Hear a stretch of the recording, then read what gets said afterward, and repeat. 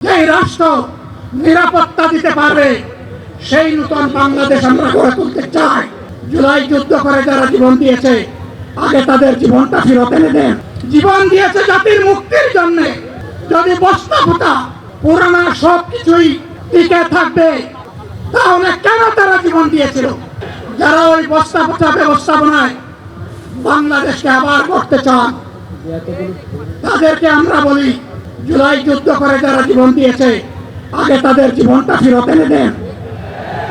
যদি শক্তি তাকে ফেরত এনে দেন, আপনারা পারবেন না। যেহেতু পারবেন না, কাজেই নতুন ব্যবস্থায় নতুন বাংলাদেশ গড়ে তোলা হবে ইনশাআল্লাহ।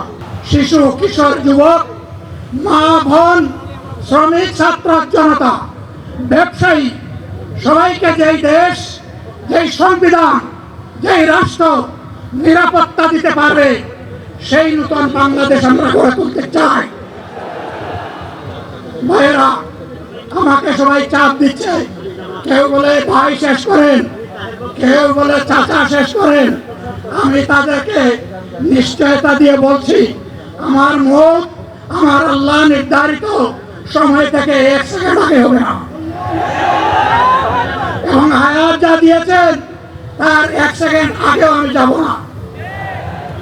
অতএব মহান আল্লাহর কাছে আবার তৌফিক চাই।